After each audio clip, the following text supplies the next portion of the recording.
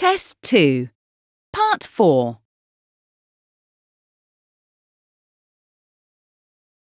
You will hear an interview with an athlete talking about his sport. For questions 24 to 30, choose the best answer, A, B or C. We've all heard of fun runs and half marathons. Maybe we've even competed in them. But how many of us have heard of ultra marathons? My guest today is Stan Woodcock, who's going to tell us all about ultra marathons. Hi Stan, thanks for coming. Maybe I could start by asking you the obvious question. What exactly is an ultra marathon? Hello, Roy. Thanks for inviting me onto the programme. Well, there's no straightforward answer to your question. Not all ultramarathons are the same. The simplest answer I can give you is that it involves running further than a normal marathon, which is 42.195 kilometres. Basically, you could divide them into two types as well.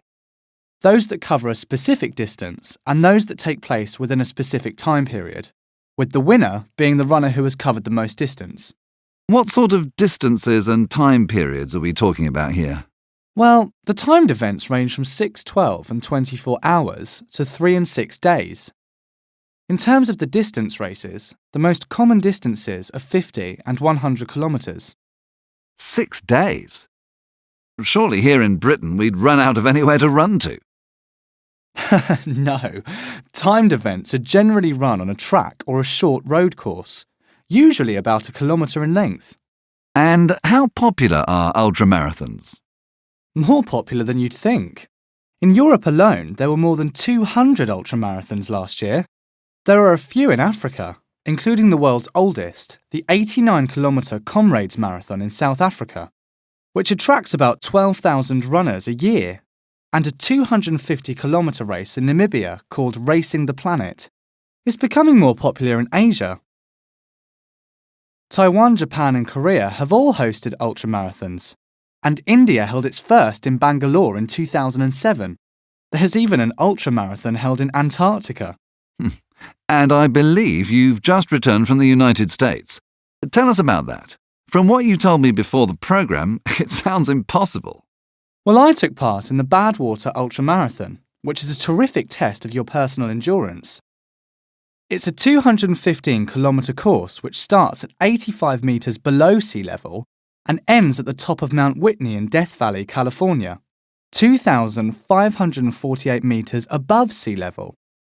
What makes it particularly tricky is that it's held in July, when temperatures can reach 49 degrees in the shade.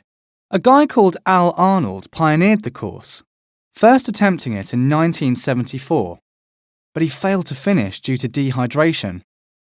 He tried again the following year, but sustained a knee injury.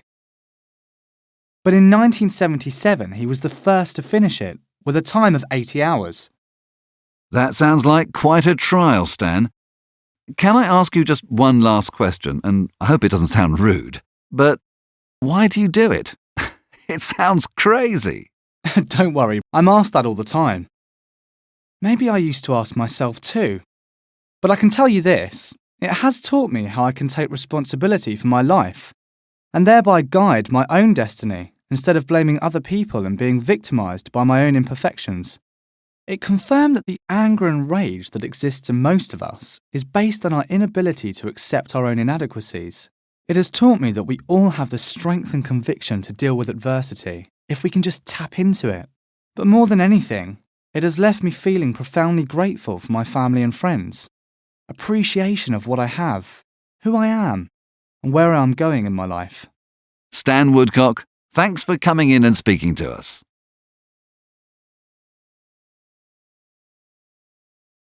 That is the end of Part 4.